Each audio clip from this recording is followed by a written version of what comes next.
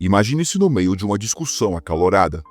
Seu coração dispara, cada palavra é uma arma, cada frase, uma batalha.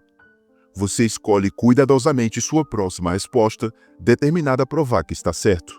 Mas a outra pessoa está fazendo exatamente o mesmo.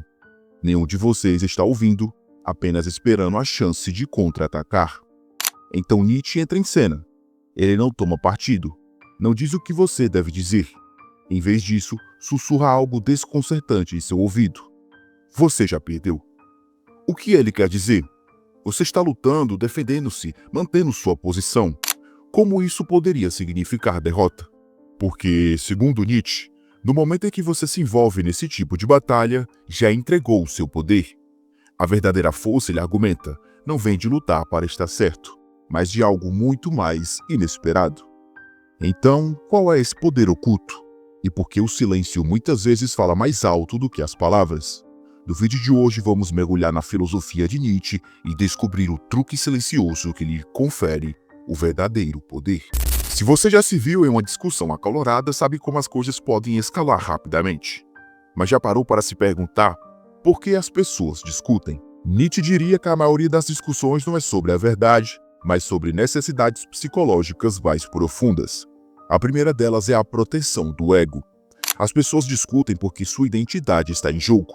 Aceitar que estão erradas é como perder uma parte de si mesmas. A mente resiste a isso a todo custo. A segunda delas é as lutas de poder. Muitos debates não são sobre fatos ou lógica, são batalhas por domínio.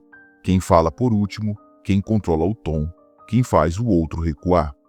E a terceira delas é a validação social. Algumas pessoas discutem não porque acreditam em seu ponto de vista, mas porque querem ser vistas como inteligentes, confiantes ou fortes para os seus pares. Nietzsche via esses comportamentos como sinais de fraqueza. Acreditava que aqueles que reagem emocionalmente a discussões estão sendo controlados. No momento em que você permite que alguém o provoque, você já perdeu. A famosa ideia de Nietzsche sobre a vontade de poder é frequentemente mal compreendida. Não se trata de força bruta, mas da capacidade de impor sua vontade à realidade. Isso nem sempre requer palavras. Às vezes, o maior poder é a capacidade de não reagir. É aqui que entra o Übermensch, o indivíduo superior e ideal na filosofia de Nietzsche.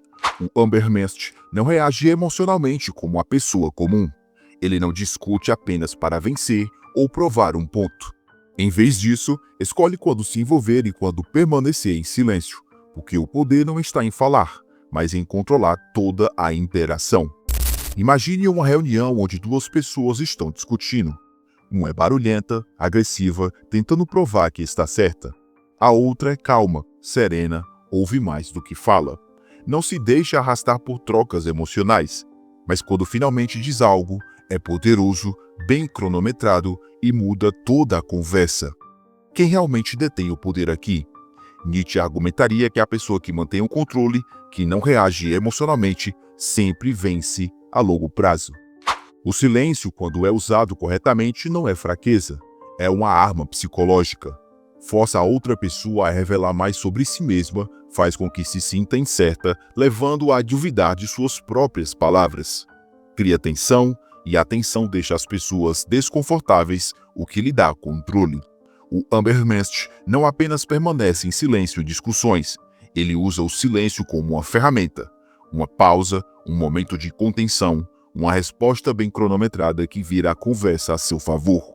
É por isso que a versão de poder do Nietzsche não se trata de lutar, trata-se de dominar o campo de batalha antes mesmo que a luta comece. O silêncio não é apenas a ausência de palavras, é uma ferramenta, uma arma empunhada pelas maiores mentes da história para dominar batalhas de intelecto, negócios e guerra. A ideia de poder de Nietzsche não se baseava em discussões barulhentas ou vencer debates. Tratava-se de influência, controle e contenção estratégica. Para que você entenda melhor o que estou tratando nesse vídeo, eu trarei 3 personalidades lendárias que incorporaram esse princípio de Nietzsche. A primeira delas é Sócrates, vencendo sem lutar. Sócrates nunca se envolveu em discussões tradicionais. Ele não gritava, atacava ou tentava impor seu ponto de vista. Em vez disso, usava uma técnica tão poderosa que ainda molda discussões intelectuais hoje: O método socrático. Ele fazia perguntas que levavam as pessoas a expor suas próprias contradições. Em vez de dizer que estavam erradas, fazia com que percebessem isso por si mesmas. A segunda delas é Steve Jobs, com a arte do conflito controlado. Steve Jobs não evitava discussões, ele as orquestrava. Sua liderança na Apple não se baseava em debater cada pequeno detalhe, mas em controlar a conversa maior. Ele tinha um princípio simples, mas poderoso. Não desperdiçar energias em lutas desnecessárias, mas quando algo realmente importava, dedicar-se totalmente.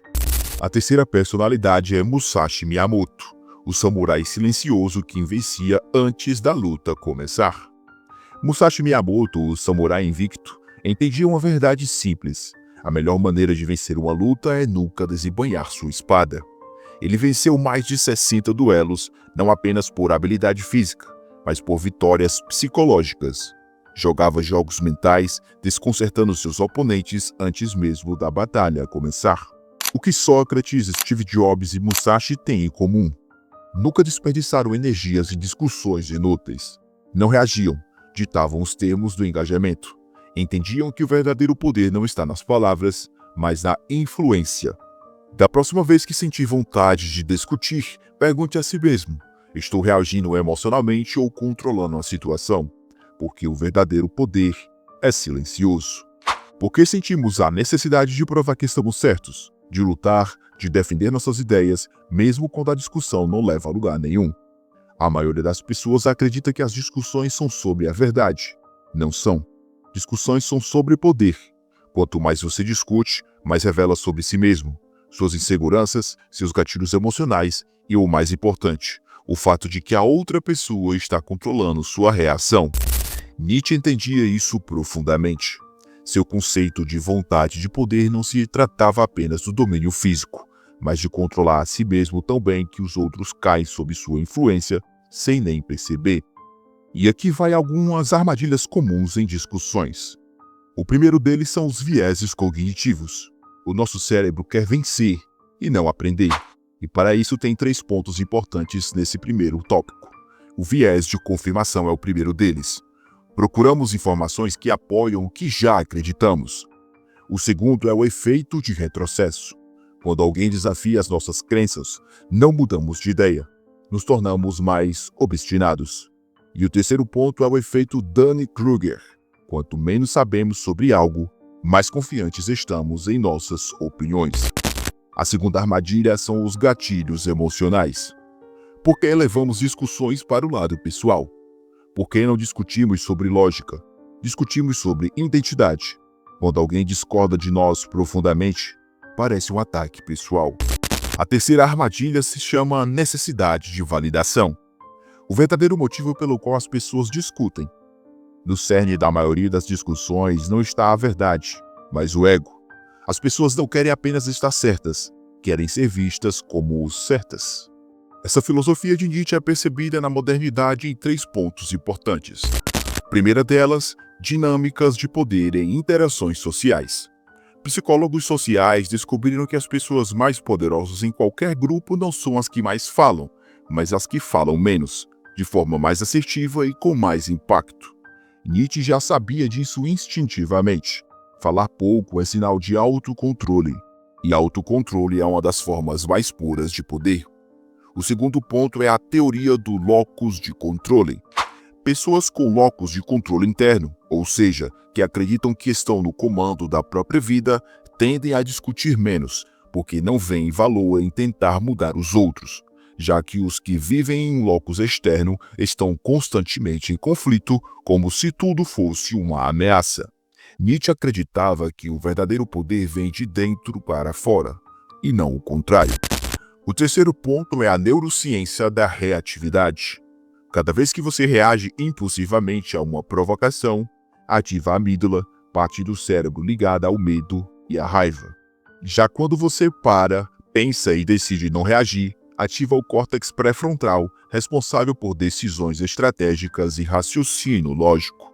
Nietzsche chamaria isso de agir com vontade, ao invés de ser um joguete das emoções. Nietzsche nunca disse, não discuta. O que ele propunha era algo muito mais profundo. Não se rebaixe à lógica do outro. Ao entrar no jogo emocional de uma discussão, você automaticamente aceita as regras impostas por outra pessoa. E ao fazer isso, você entrega sua autoridade. Então, o truque silencioso de Nietzsche não é um feitiço, uma técnica mágica ou uma frase de efeito. É uma escolha de postura mental. É dizer, eu escolho não reagir. Eu escolho manter o controle. Eu escolho a contenção estratégica. E o mais curioso, quando você faz isso, o outro começa a dançar ao seu ritmo. É aí que Nietzsche sorri em silêncio, sabendo que o verdadeiro vencedor nem sempre precisou lutar. Se esse vídeo te fez refletir, se em algum momento você se sentiu provocado ou até mesmo entendeu que já perdeu tempo em discussões inúteis, então eu peço que deixe o seu like agora mesmo. Isso mostra que você quer ver mais conteúdos assim no canal e, claro, se inscreva aí também para não perder os próximos vídeos que estão vindo com ainda mais profundidade. Nos vemos no próximo vídeo. Um forte abraço. Até lá.